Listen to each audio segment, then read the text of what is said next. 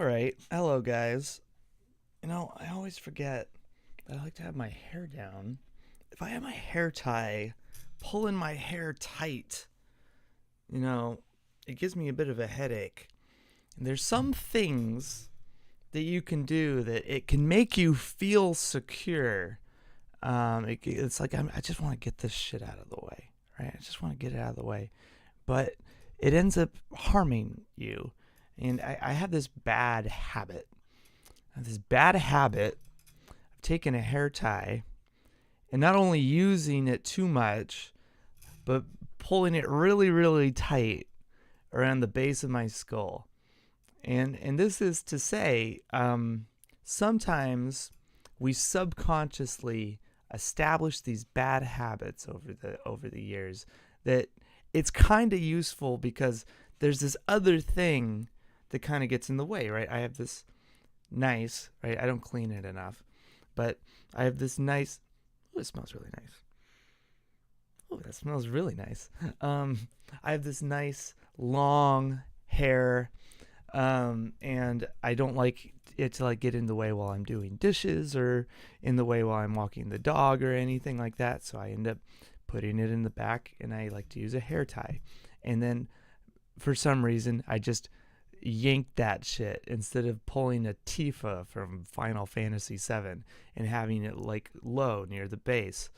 Don't do that motion on YouTube camera. Somebody is gonna remix that shit. What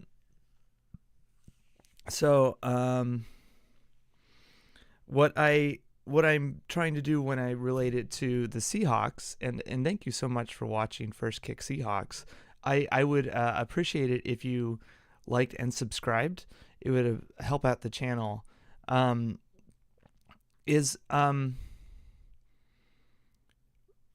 said yesterday after the game that normally I don't stream on Fridays because these are my days. But this is a weird week. And on Mondays, we have Tell the Truth Mondays. But this isn't Monday, this is a Friday because it's a weird week. And I said that I wanted to tap in to how the Seahawks fan base and how kind of the podcasters and everyone else is responding to the tendencies that we've seen from Pete Carroll and Waldron and Hurt and the players on Thursday against the 49ers after they rightly so beat us down. And nobody was really surprised by it. A lot of people were saying before the game, we might get beat 40-3. And I was like, come on, guys. Let's go out there and get ready to compete. And as a lot of people noted, the fans were ready to fucking go. And I'm proud of the fans because I'd been calling out the fans for the last season, this entire season, guys, let's get louder. Let's know when to be loud. Let's know when to be quiet. And we were ready to go for Thanksgiving football against the 49ers. But once again, these bad behaviors that we have seen start to establish and come up over and over and over again showed up immediately versus these 49ers. And it felt like, on especially on the offensive side, that they couldn't even be competitive. Now, that's not fair to the offense, right? These guys have egos. Whether they are only caring about the paycheck, that's a different thing. But at the very least, they have egos. Nobody wants to have somebody go into their home stadium is a different thing, but nobody wants to have a human being across from them just walk over them unless they're into that kind of thing, BDSM style, but that's not happening on the football field. This is about, competitive men, testosterone slamming into each other and trying to dominate another human, and all that money and stuff was a bonus to them when they grew up and became adults. You don't make it in the NFL if all you care about is the money. You got to have a little extra to even have the ability to get there. And so there's a bunch of behaviors that have been ingrained in this team. And when I look at the fan base, there's a lot of, we got to get rid of Waldron. And I had like a whole thing on Waldron. There's some things about Woolen and his tackling, because he got benched for Mike Jackson because he can tackle and Woolen was not able to tackle, and it was pursuit angles. There was a conversation about, well, maybe we should have just started Drew Lock. We talked about that this week too. There was, why are we starting Jason Peters at all? Because he's so old. And why is he apparently one of our best offensive linemen and he's so old? What does that say about our roster? Oh, sorry about that. My goodness. And then there's this conversation about, well, maybe we should have just been sitting Brown and having him at right guard instead of Haynes, and have Olu at center. So there's this whole conversation about specifics, and even then, I would shout out the Seahawks Forever podcast by Dan Viens, and I highly recommend you check him out, because I almost always agree with what he's saying, or hear what he's saying and be like, I completely understand where you're coming from, right? He recently had a couple videos where he went in depth about some of his thoughts on Pete Carroll, and he inspired me because he made me realize that the community as a whole, the fan base, and maybe not Pete Carroll, but I imagine some of the players too, but the fan base, the observers of our fan base and of our team, we're all kind of asking one question in a multitude of different ways, which is, what is the identity of our offense? And then we all have different ideas of how to fix it. Some of us say we should run the ball. Some of us then say, well, if he's not going to run the ball, then maybe Waldron should choose something that works best for Waldron.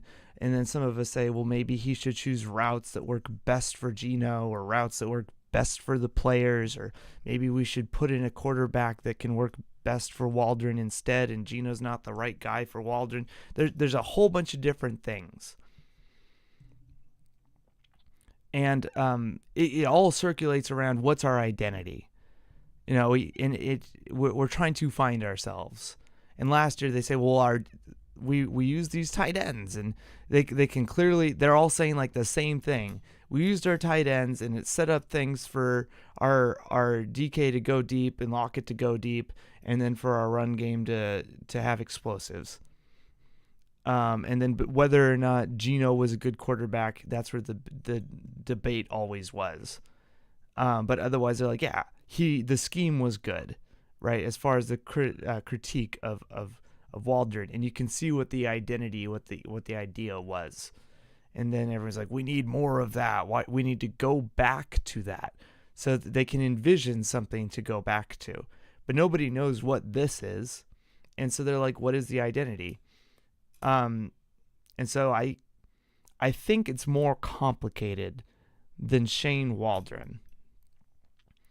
And I kind of want to talk about not just Shane Waldron. I want to talk about Pete Carroll 2011 to 2023. So, and how it relates to what we're dealing with now, and how Pete Carroll might respond to this Cowboys game. Because he looked fucking pissed at the way that he lost to the 49ers game.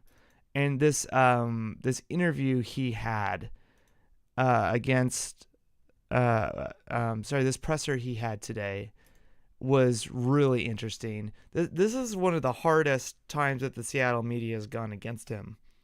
They were just like, even at the Pete Carroll show, it was like question, and like, how are you going to fix this? Well, why does this keep happening? Well, what's going on with the identity?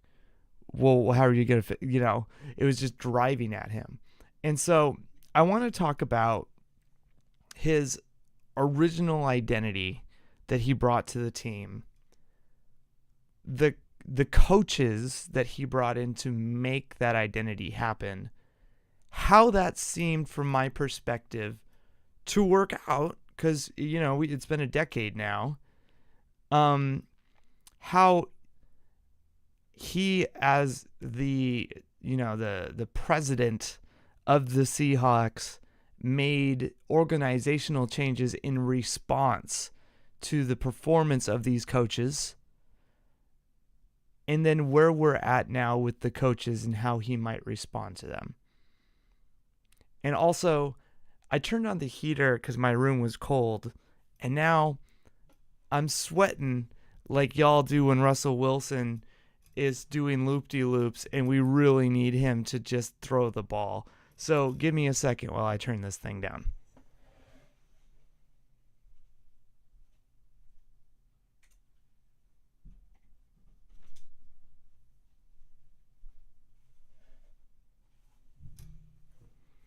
My goodness. Whew, that was toasty. Okay, so I have some notes so I can keep track of where I want to blah, blah, blah. Okay, Pete Carroll comes in, takes over from Mora.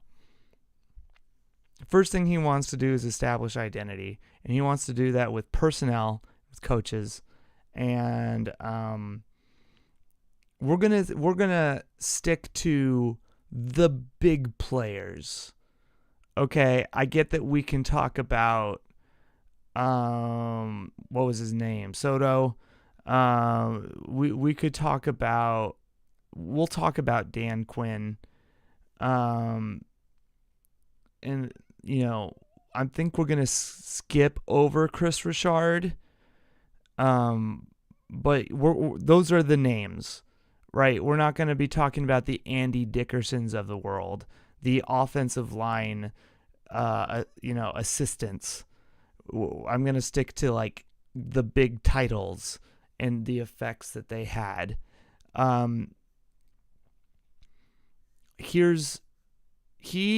he came in, he wanted us to be bigger, faster, stronger. He wanted a powerful running attack that was zone blocking scheme based, because he believes in explosives, which if it's a passing explosive, so I always talk about 15 yards. His is 16 yards. And then he wants running explosives, where the running back makes one guy miss. And he wants like an aggressive running attack that sets everything up for the quarterback. And so that's great. On defense, he wanted these long arm, lanky cornerbacks, and he wanted these darting, really fast free safeties that can cover the entire length of the field from sideline to sideline. And then he wanted an enforcer strong safety. We already had one. We just needed a new one that was younger. And then, of course, a stable Mike. And then we rolled on defense. We went from there. He brought in Ken Norton Jr., who was this legendary linebacker who had won like multiple Super Bowls on the Cowboys, I think. because he wanted to make sure that there was like this identity around the team of not just competitors but winners, because his idea was not just always compete but win forever, which is his book, Win Forever, and which is what he kind of did in college, Win Forever. It was his brand, Win Forever. And then on the offensive line side, and for assistant head coach, because he was going to be the coach of the defense, the head coach, but also the president. And then he wanted an assistant head coach to run the offense. He wanted Alex Gibbs, the mastermind behind the zone blocking scheme. I believe he was the guy who ran the zone blocking scheme for the Broncos back in the day for John Elway and Terrell Davis. Alex Gibbs said no. And it's interesting because Pete Carroll also wanted Peyton Manning. So there would have been an interesting universe where we got Peyton Manning and Alex Gibbs, which, you know, what would have happened if we had arguably one of the greatest passers of all time and the inventor of the zone blocking scheme. And instead we got Russell Wilson, who is one of the best scramblers of all time, and Tom Cable, who was, well, I don't think offensive linemen know how to be offensive linemen. So I'm going to take this kid from like the Ukraine or Romania or something who kind of plays nose tackle, 3 tech, and I'm going to teach him how to play center, but give up after a season. You know, he doesn't teach offensive linemen, and he doesn't really know how the zone blocking scheme works. And the only real reason that Pete Carroll ended up with Tom Cable is when Alex Gibbs said, I'm sorry, Pete, I don't want to be an assistant head coach for the Seahawks, but Tom Cable knows my system. So Pete Carroll was like, well, I want your system. Tom Cable knows it from the Raiders. Alex Gibbs apparently had some connection to the Raiders. And therefore, Cable knew that system. And Cable had been fired from the Raiders for some domestic violence issues or something like that. He was a failed head coach, so we bring him in as an assistant head coach. So it's already kind of weird, because Pete Carroll went from I want to bring in winners, win forever, to the winner that I wanted. I'm going for the next best thing because it fits my scheme, but he's not a good coach, really. But he was a good referral. It was a referral, right? So I guess I'm trusting Alex Gibbs on this one. And I never liked Tom Cable, but what do I know, right? I was just some young punk who didn't know anything about football. But the more I looked at it, the more I started to realize that he was drafting people like Terry Poole who didn't have natural footwork. And this is when this is how it relates to the entire subject of what I want to talk about is tendencies. What type of players are you drafting? What are your coaches teaching your players?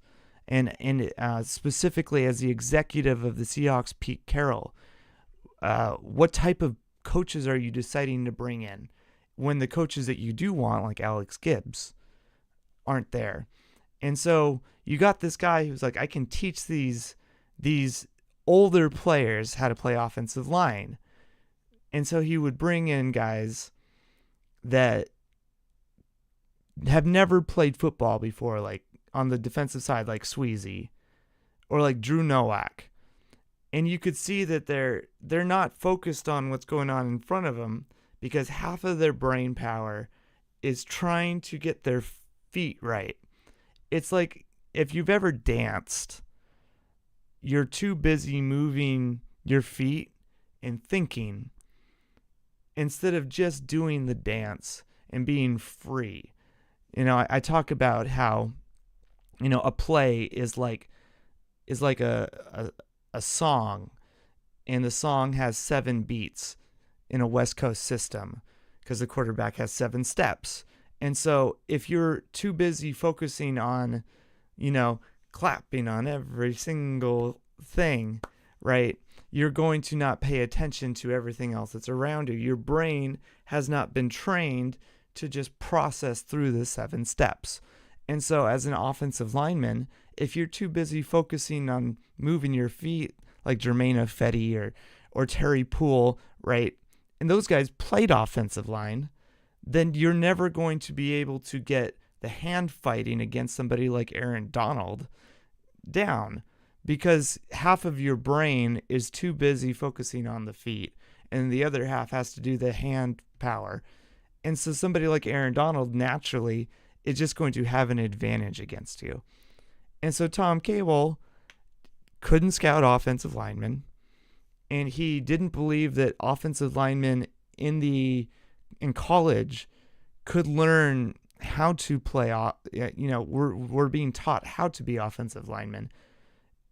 So he couldn't conceptually understand how the brain functions and how to scout feet. And once we got rid of Tom Cable, we replaced him with Steve Hutchinson.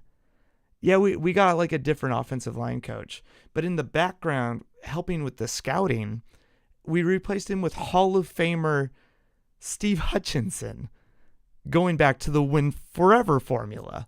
So instead of Alex Gibbs, who would have been doing the scouting, we got fucking Tom Cable.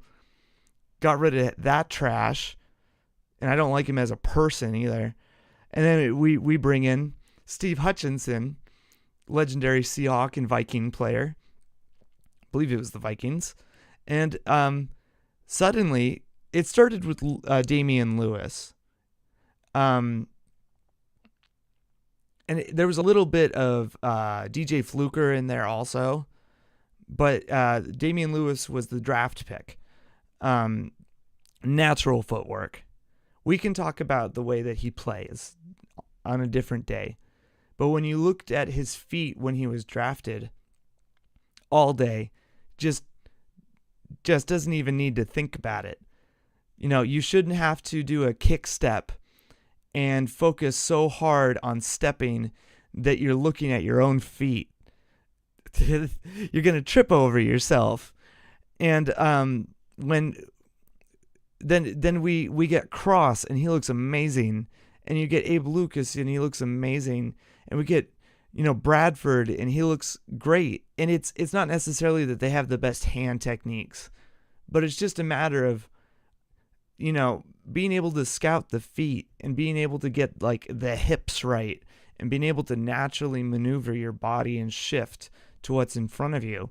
And moving on from Tom Cable, overnight, our offense, just on the offensive line, began to perform far better. And with Brian Schottenheimer then teaching Russell Wilson how to actually play West Coast quarterback calmly, right, and function and throw the ball on time. He had some of his best seasons ever, where he even led the league in touchdowns. It was literally his best seasons ever. And what I want is for Pete Carroll to focus on that when it comes to our offensive play caller.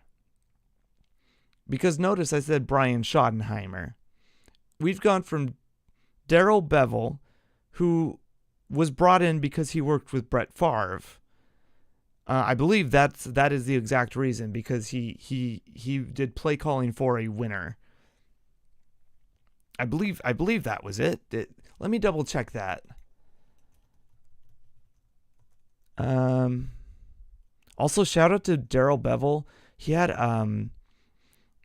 his retina in his eye this last off season disconnected, and It was during like preseason, and he had to lay down on his bed, and not move his head, like lay down like, prone with his head facing straight down, and he was still breaking down tape and game planning for I believe it was the Jaguars this preseason, and I hope his eye is doing okay, because that's scary. It just happens. It can just be a thing that happens. I think it's a genetic thing. And B, that's some dedication. It's also unhealthy. That can be dangerous for the eye. So I hope he didn't have to go back for surgery. But I hope he's okay. Right. So shout out to Darrell Bevel. Let's see. Did he coach for Brett Favre? Yeah, Bevel coached for Favre in Green Bay from 2000 to 2005. He was a quarterback's coach and then a full-time quarterback coach. And so I believe that's why he was brought in to be the offensive play caller, because he was with a winner, win forever. Brian Schottenheimer is the same thing. Played with Brett Favre, win forever. I believe he was. Let me confirm that. Blah blah blah.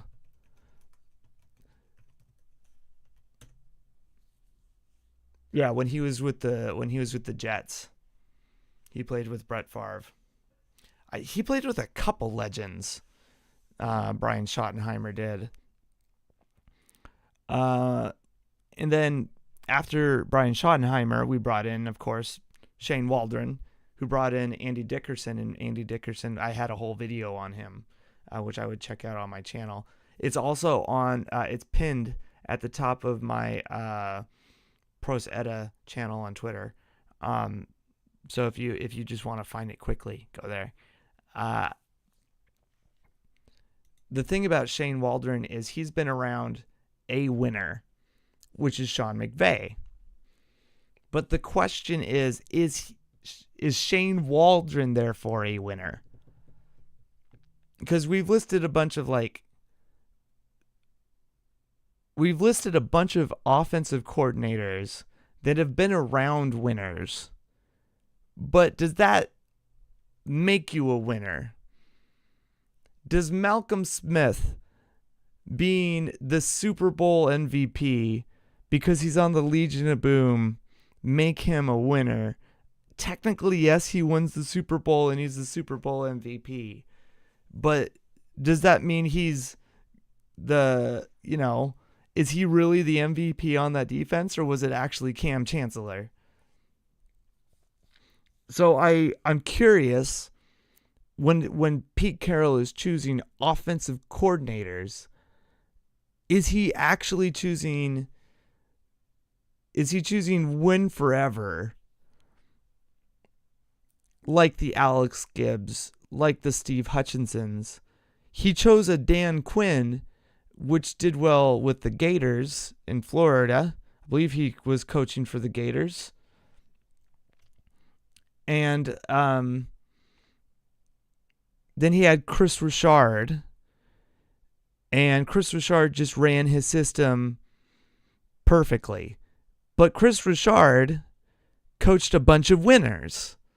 Chris Richard was coaching the Legion of Boom that had already proven themselves.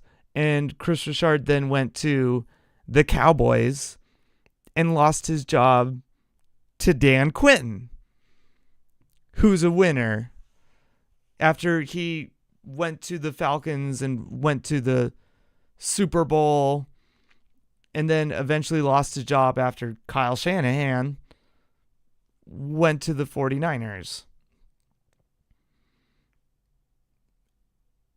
And so I'm not certain that Pete Carroll is staffing his team correctly, Because what happened after Chris Richard is we got Ken Norton Jr., who is a winner. He's always been a winner since forever. And he's been a winning coach. And to get back to tendencies, he is part of the reason why our defense has always tackled so well. But when he became the head coach, tackling went in the toilet. And it's because he wasn't the linebackers coach anymore. Suddenly his responsibilities, were elsewhere. He wasn't with the guys being like, this is how you tackle. This is how you form up. So the hawk tackling thing that Pete Carroll supposedly brought from USC, that was a Ken Norton Jr. thing. So that wasn't a Pete Carroll tendency that he brought to the team. That wasn't a part of the winning formula that he brought to the team. This offensive line function, that's a Steve Hutchinson thing that Pete Carroll brought to the team. The long corners and DBs, that's a Pete Carroll thing. Scouting for these fast safeties like Quandre Diggs. When we had Tedric Thompson come in, that was a disaster. And then we traded for Quandre Diggs. And I think that was a Pete Carroll thing. Because we were having some cap issues. We were still paying for Cam Chancellor at the time. And we just constantly seem to keep getting these short safeties. And we find a way to get these good safeties like Akeem King. So I think that's a Pete Carroll tendency. But another tendency is that we end up getting these offensive coordinators who have been around good talent, but are not necessarily proven, except for maybe Brian Schottenheimer. And I want to see a Steve Hutchinson play caller on offense. I want to see him be like, oh no, this dude's a fucking winner psychologically. He knows what he's doing. Because when Pete Carroll kind of lays off, like, I don't know anything about this, Pete Carroll kind of he seems to not know anything about the defensive line. But when Dan Quinn came in, Pete Carroll knowing all about DBs, those tendencies, and Dan Quinn knowing about the tendencies of the defensive line, and then Ken Norton Jr. knowing about the tackling of the linebackers, those three, that made the Legion of Boom. That knowledge combined with the Legion of Boom, that's what made the Legion of Boom, was Dan Quinn, Ken Norton Jr., and Pete Carroll all coaching their asses off. And then once Ken Norton Jr. and Dan Quinn, especially once Dan Quinn left, they're like, why don't we have as much young pups being taught up on the D-line? And then once, first of all, we weren't investing in the linebacker position for like half a decade until we got Brooks. And I was pounding the table, why the hell aren't we doing this? We had to sign Michael Kendricks and hope he didn't go to prison. That's the most we were investing in our linebacking core. Other than like Cody Barton and then other linebackers from Montana. Hey, this guy might have to go to the military. We're not quite sure. At least he exploded his knee. I'm glad he didn't explode it. I'm glad he's all right. But, we're not like, we weren't investing in our linebacking core. So who was Ken Norton Jr. going to coach up? And then in our defensive backs core, we weren't investing in our defensive backs because we couldn't afford to, because we had spent all of our money on the big push that was going to leave us in massive debt. And then we started to rebuild our defense, which was, while we were rebuilding our defense, Russell Wilson, who was supposed to be a winner, was supposed to be that dude and run everything. And we saw how that went. We got rid of the man. So we know that there's a tendency from Pete Carroll for him to really coach up defensive backs. And if they're not going to work out because of, cap reasons, eventually once we get clear of the cap, he'll get Woolen. He'll get Trey. He'll get Witherspoon. Diggs is still there. Adams is there. He has a way of identifying good defensive back talent. But he is not the coach that teaches tackling. And as we've seen, especially once Ken Norton Jr. took over, during camp, before the season starts, getting into preseason and then week 1, our guys can't tackle to start the season. And our offensive line can now block, but before Steve Hutchinson, our offensive line could not block. Once we got Steve Hutchinson, we got guys that suddenly could move their feet and could block. But with Tom Cable coaching them, it was even Unger would have some problems. He was stout, right? But the guys around him, there would be communication problems and things like that. But once we got Steve Hutchinson in there scouting, and we got some better coaching in there, it just, you still have problems, but overall the function of the offensive line performed better. Once Ken Norton Jr. was no longer the linebacking coach and just coaching tackling in general, and he became the head coach, and it was not his responsibility to teach tackling. And then once he was gone especially, our tackling went down the toilet. And so it's been taking like 4 or 5 weeks for our tackling to get good, as in like normal tackling. And so then when we go up against the team that's really good against breaking tackles, it took us half a season just to get good at basic tackling. We're not even good at tackling. And so we see Woolen, this defensive back who's a good defensive back, but there's no point in having a Pete Carroll trained shut down corner on the field if he cannot tackle. And we saw it on Thursday. And that's a tendency that we've been seeing for over 5 years now, where Trey Flowers can't tackle and Shaquille Griffin can't tackle, and our linebackers have had trouble tackling, and our safeties have had some issue tackling.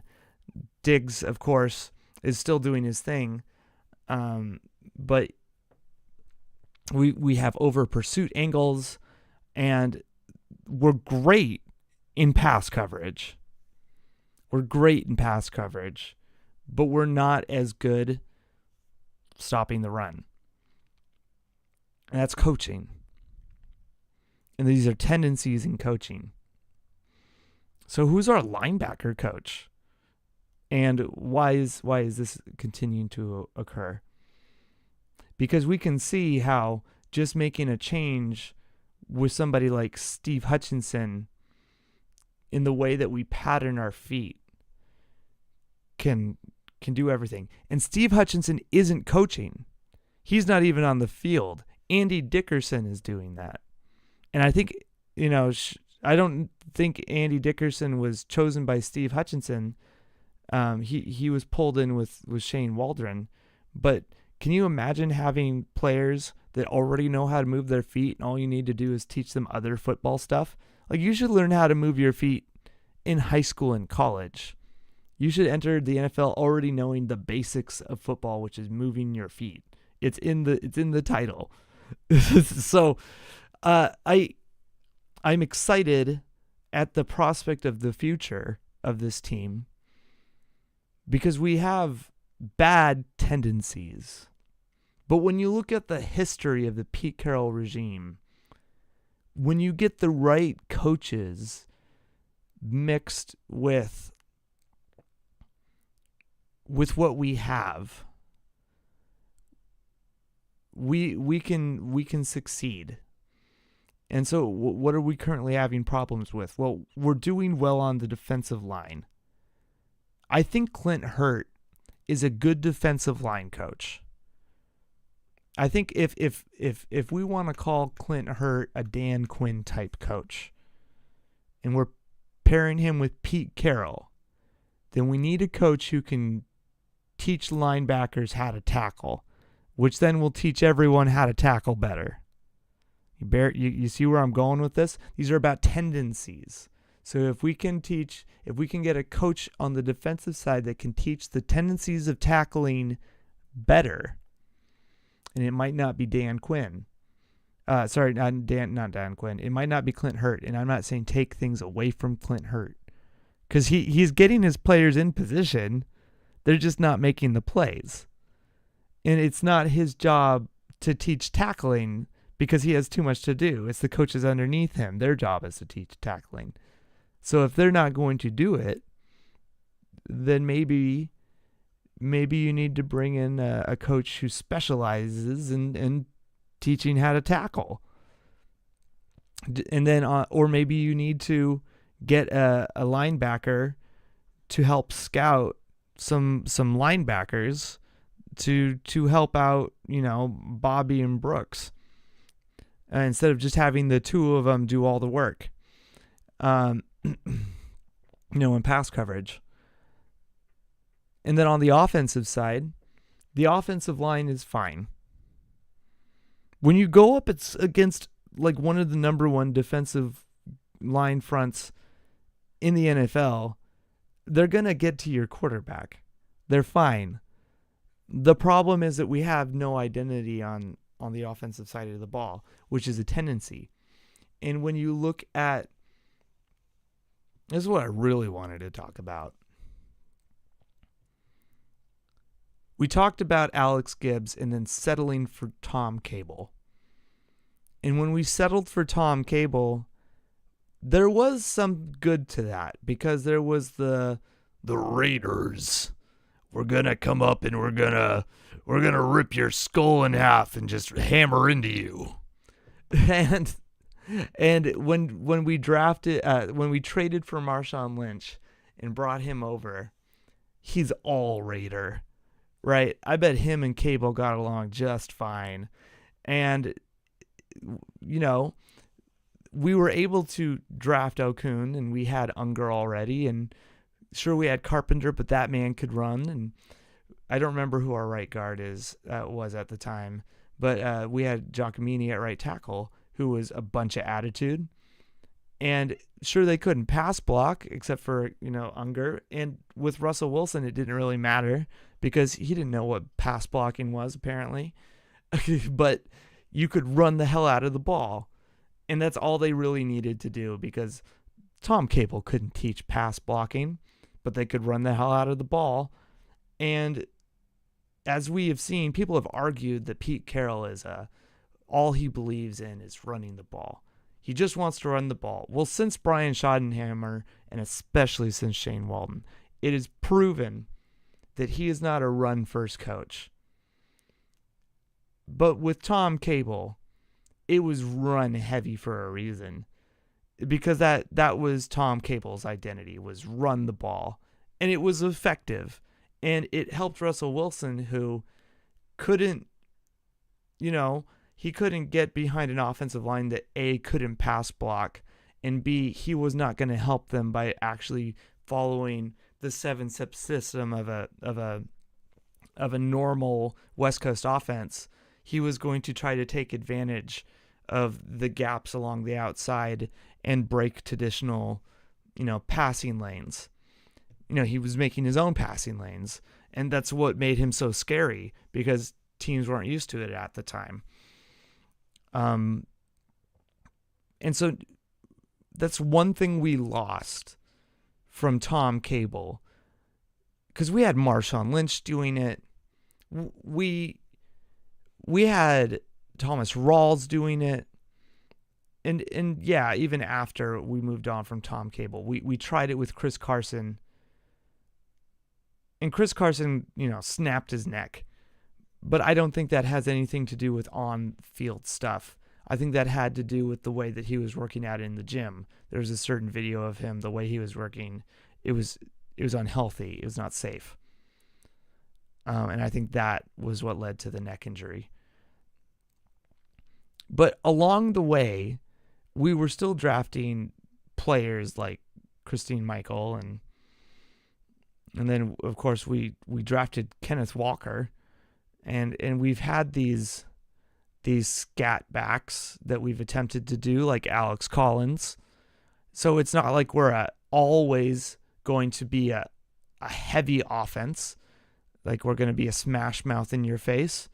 So it's not like Pete Carroll is prepared to be that. He wants to be versatile on the offense. So that's a tendency in the way that we've been drafting. So any offensive coordinator that he brings in should have the opportunity, in my mind, to do whatever you want. And if you really think about it, they've been throwing first-round picks at the offensive line for years, second-round picks at the offensive line for years, and third-round picks. And it doesn't seem to matter how much capital they would throw at it for Cable. He couldn't do anything with it for pass blocking, but he could run the ball. And then once we got Brian Schottenheimer in there, they were fine. And sure, I'm ignoring Bevel, but Bevel didn't really have control over half of his offense because Tom Cable was so involved, and Brian Schottenheimer got to really control all parts of it. And with Brian Schottenheimer, it was run first, but it was really balanced and it looked like a normal, healthy offense, but it looked limited. And so the question was, is it the quarterback that's limiting this?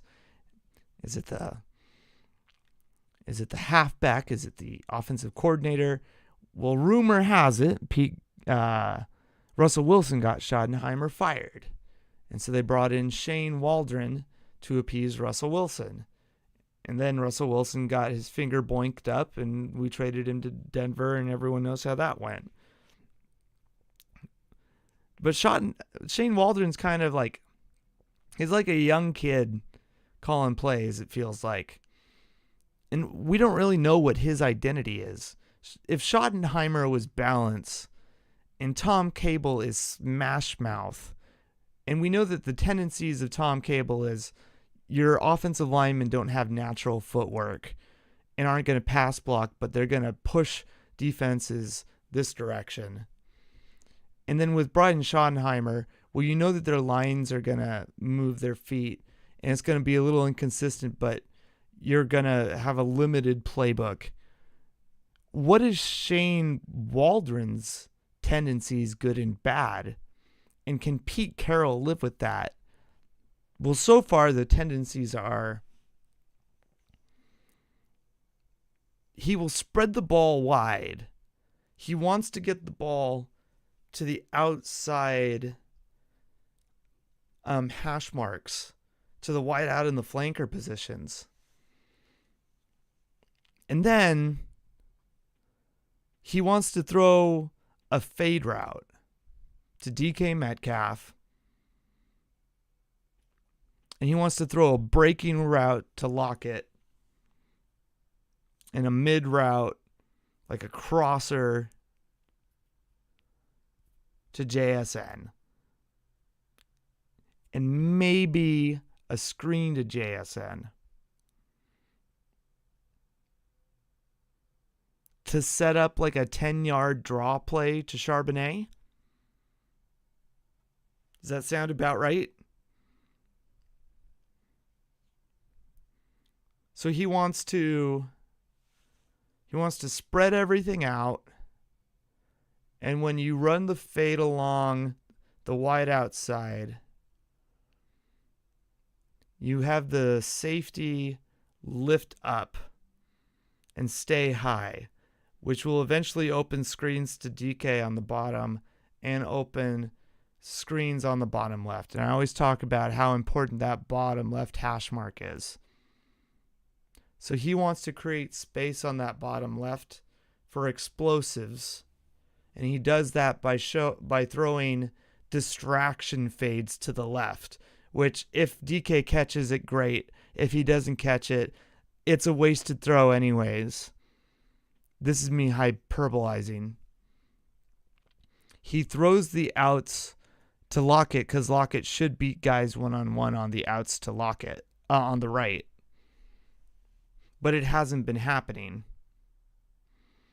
And then JSN, because the safeties are being spread out to cover Lockett on the out on the flat, and then DK is pulling the other safety over to cover the fade, JSN has the nickel or a linebacker one-on-one in the middle in the slot to get explosives. And by spreading all that out, it creates shots for Kenneth, and Chardonnet or Dallas to get 8 and 10 yard draw plays up the middle. I think that's what he's doing. Sure, there's other stuff intertwined, but I think that's the basic of what he's doing. That's his identity. Spread it out and use the players at the best of their abilities. And so he's like the skill player, like DK is best at doing fade routes because he's big, tall, and long, and he's fast. And by doing that, I can pull this safety over here. But he's ignoring the offensive line. And is that going to work with Steve Hutchinson, who's like the winner on your scouting team? And is that working with Geno Smith and the rest of your roster? And when you look at Pete Carroll and the way that he has treated these offensive coordinators, Brian Schottenheimer and Darrell Bevell, he's given Bevell a lot of leeway because they were succeeding a lot on the run game, but he didn't give Schottenheimer any slack. And maybe that was a Russell Wilson thing. And so it's hard for me to tell just how upset he is about Shane Waldron. Because what's the tendency here? In my mind, the tendency all year should have been, well, Pete Carroll's going to tell Waldron run the ball. Get back to what my thing has always been. But clearly that's not what it is, because for the last 2 years, whenever we're like, oh, now Pete Carroll's going to run the ball, they've been passing like crazy. And that's got to be a Shane Waldron thing, right? But this is Pete Carroll breaking a tendency that we've seen for a long time. And so when he broke a tendency that was something that was established first with Steve Hutchinson when we replaced Tom Cable. And then we break it again when we move on from Schottenheimer with the Favre series of offensive play callers to now we moved on to the Sean McVay tree. Is he going to completely throw the Sean McVay idea in the trash after this year and go back to some Raider way, some former Gruden coach that like the interim coach from a couple years ago? I don't remember his name. I don't know if he's available. I don't know what position he played. I don't know. It's like, is he going to find a completely different philosophy that went back to the zone blocking scheme under Alex Gibbs and be like, man, this Sean McVay spread it out Andy Reid style scheme is not for me? Or is this exactly what Pete Carroll wants? Because he had a conversation with Steve Hutchinson, and Steve Hutchinson's like, well, yeah, once you get the offensive line's feet moving, you can just create space for the West Coast timing, and then you can generate explosives this way. And then you don't need to worry about your running back breaking his neck.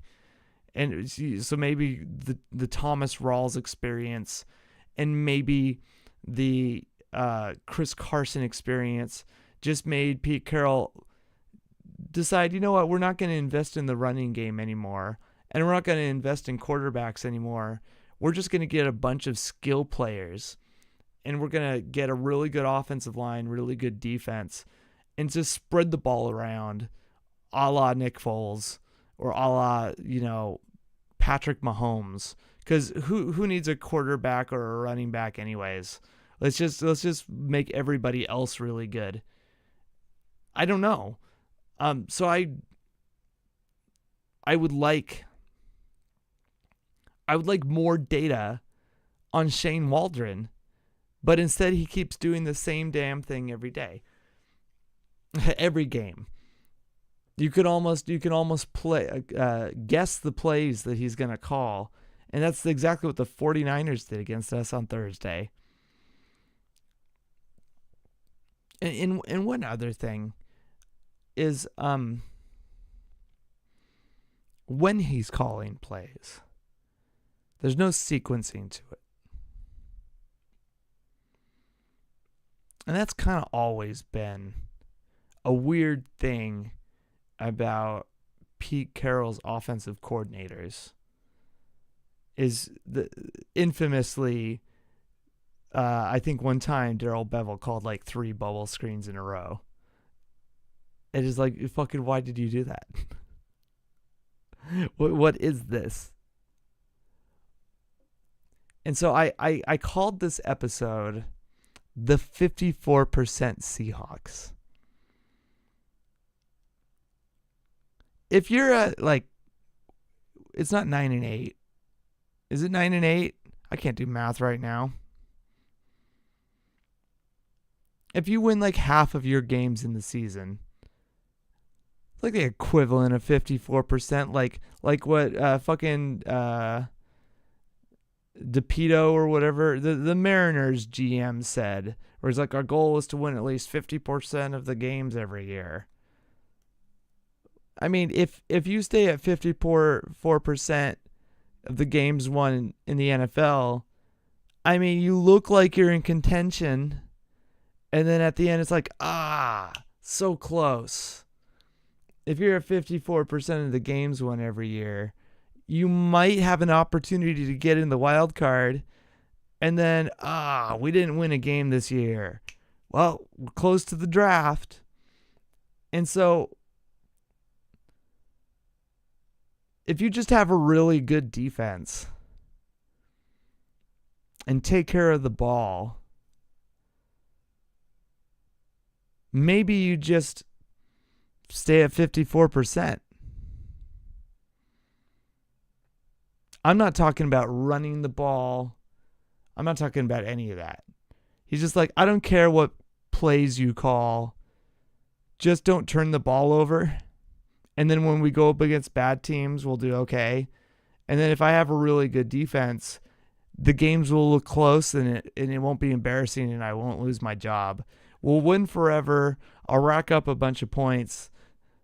Sometimes we'll make it to the playoffs. Sometimes we won't. More often not, we'll make it to the playoffs because the playoff games are so extended now because of the extra wild card that more often than not, we're going to make it. We'll sell a bunch of tickets. We'll sell a bunch of merch. The Mariners saw us do it. Now they're going to do it too. If we just win 54% of the games, we'll be all right. But at least the Seahawks, they'll try to make trades to get good players and make it competitive, right? They'll sign teams. They don't do a complete tear down like the Commanders, where they trade 2 of their best players and get rid of them immediately for draft picks and then don't do anything with them. But it sure kind of feels like there's this question that goes around Twitter: would you rather win a Super Bowl and then do nothing for a decade, or would you rather get to the wild card game or the playoffs every year and then never win anything? And people would say, well, I'd rather be competitive and win games every single year and then never get a ring. And I'm starting to wonder, would you rather win forever but never be a champion? Or would you rather be a champion but then have quiet periods of struggling? I'm not sure. And I'm not sure if calling them the 54% Seahawks is entirely helpful. But when you look at the Seahawks, it feels like they're playing like they're 54% of a team, where 50% of the team is defense and 4% is the offense. Or maybe 4% of that is just special teams mixed with the offense. These are tendencies that have been around since the beginning of the Pete Carroll era. And I would like the offense to stop being the reason that the defense looks bad. Because, yeah, when you look at this 49ers score, it looks like they blew us out. But you forget the fact that the Seahawks team repeatedly got in their own way and looked terrible before the 49ers had a chance to even make the Seahawks look terrible. Let's see. Was there anything else I wanted to talk about today? I think I got it all. I talked about how Richard Sherman could talk in comparison to tackle, and Woolen can't tackle. So it doesn't matter how good of a shutdown corner you are. And I think that might be a Ken Norton Jr. thing. Cam Chancellor could tackle like Earl Thomas and Witherspoon. They're both great players. I didn't talk about Earl Thomas and Witherspoon. Yeah. Tendencies, types of players that Pete Carroll liked. I talked about how he likes his free safeties. If you want to get rid of Pete Carroll, what type of coach and what type of tendencies do you want? That's the next part. So with Sean McVay, you're going to get more of the Shane Waldron type of play calling, just better. And then the type of defensive coordinators he calls, I'm not quite sure, but they're always like front seven coordinated, not necessarily in the backfield, is what I have observed. So, and when you look at Kyle Shanahan, the type of coordinator, type of coach he is, it's, a lot of stacking the front hash marks, running the ball heavily. Defense is going to be heavy 4-3. We're going to, rush you really hard, stop the run, use our strong safety, get really physical with you. But use the run heavily to set up the pass, because I don't want my quarterback being the reason our offense is succeeding. Very strong identities, very strong tendencies. So what type of tendency would you want from your coach? And one thing that we get from our coach is not just long cornerbacks, but we get, these fast, athletic safeties like Adams and Witherspoon and Earl Thomas and Diggs. So our defensive backs are always good. We don't have explosive passes that go against us. And that's like a tendency that we might lose. And so we might get a dominating defensive front, but we might lose the dominating defensive backfield. So it's a trade-off. We might get dominating fullback and tight end play, but then our defense is, and like good linebacker play because of that, because they understand the mirroring of it. But then our defensive backfield and our wide receivers are just always inept. So what is the tendency that you're willing to trade for? And another thing is just overall tone of the team. When you look at the tendency that Pete Carroll brings, as they talk about him like he's less of a coach and more of a philosopher, more of a teacher. When you look at these guys, they might not be ready to go physically week one, tackling wise, but psychologically, they believe that they can conquer the world. There's a reason why Geno Smith went to the Seahawks and believed that he could beat Russell Wilson out for the job. There's a reason why all these guys come in pumped up and it's a weird-ass attitude and the bravado is crazy and Witherspoon is losing his mind out there. And there might be other coaches, but you're not going to see that under Matt Patricia, who's like boring as hell. I think it was Matt Patricia that was coaching for the Raiders this year, and his team smoked cigars as he got fired out of the fucking locker room. It's an energy thing that fuels your entire team. It keeps them young. It keeps them hungry. It doesn't seem to be translating to the play calling on the offensive side, but that defensive side, I described like Clint Hurt. The defense plays kind of like Clint Hurt, this big roaring man. And then the offense plays kind of like Shane Waldron. That says a lot now, doesn't it? But when you look at the entire team, they're kind of chirpy and energetic and like bouncy, like Pete Carroll, right? They all have that, and even the coaches do. And when you look at the Lions, they have a "we're gonna eat your kneecaps" type of energy. And if you take out Pete Carroll, you're not going to get that. They're not going to be looking for players subconsciously that are like that. And Witherspoon and Earl Thomas and Adams, those three examples exactly, they're all bouncy ass players. They're chihuahuas, right? And you're probably not going to have those guys on your roster, because those are guys that Pete Carroll would be like, "Oh my God, I love that man. I need to have him. I need to have him so bad." And that's just like something that comes with Pete Carroll.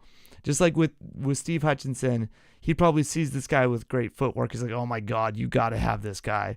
You have to have him so bad." He just starts to geek out. Where Tom Cable's like, "This man looks fucking gnarly. This guy just wants to shove him in the dirt. I want him so bad." You know, what tendency do you want in your coaches? And when we see Shane Waldron's tendencies with a coach, it's like, I don't want any of that. I don't want fucking any of that. I don't want to touch it with a 10-foot pole. And what does Pete Carroll want from that? Explain it to me, Pete. Explain what you want from that. Do you just want it because Sean McVay has been embarrassing you for multiple years, even though those were like the Tedric Thompson years? Like, what do you want from that? Man up and run the goddamn ball. That's the tendencies I want from my offensive coordinator. I want somebody who wants to punch someone in the mouth, especially if you got Steve Hutchinson who's scouting out these great footwork players. This is a great opportunity to just start punching other teams in the mouth with run plays. So that's what I have. Let's hope that this 54%, we're like the Mariners thing, is just a knee-jerk reaction. Because again, this isn't Tell the Truth Monday. This is some feelings. And I want to root for a team that wants to compete. And this includes the coaches. Now, if Shane Waldron's in there fucking around, I'm not a Shane Waldron fan. If that defense balled out and then the offense is sitting there with their thumb up their ass, the defense deserves a better offensive coach. And it's actually been like that since Russell Wilson was been there. You're telling me we have one of the best defenses of all time, and then we have Marshawn Lynch, and Russell Wilson apparently is this great quarterback, And we're barely winning some of these games against some bad quarterbacks. Like, we were holding teams to like 13 points, and we were barely winning these games. It's because our offense was dysfunctional. And then with Schottenheimer, got a little bit better. But at the time, our defense was in scraps because we were still paying for the Legion of Boom. So yeah, good job, Russell Wilson. You finally got it fucking together. So then we get Shane Waldron. It's functional the first year because we're throwing to tight ends. And then year 2, completely dysfunctional because he doesn't have an identity of any kind. So, and even during the Russell Wilson functional years, a lot of that was Tyler Lockett finding a way to get DPI flags. And then Chris Carson running the hell out of the ball. So even then, like, the identity was run the hell out of the ball to set up play action. And a Pete Carroll tendency is that his offenses in the NFL are dysfunctional. And so we can bitch about Shane Waldron, and I can bitch about Tom Cable, and I can bitch about Russell Wilson. And you can bitch about Geno Smith all you want, and I can try to talk about Drew Lock. But ultimately, a tendency about Pete Carroll is that his offenses are dysfunctional in the NFL. And it always have been. And it's unacceptable. So, me as a fan of Pete Carroll, do I want to continue to live with the tendency of a dysfunctional offense every year that cannot find its identity, but great personality and philosophy that makes guys want to compete, great defensive backfield that can't tackle?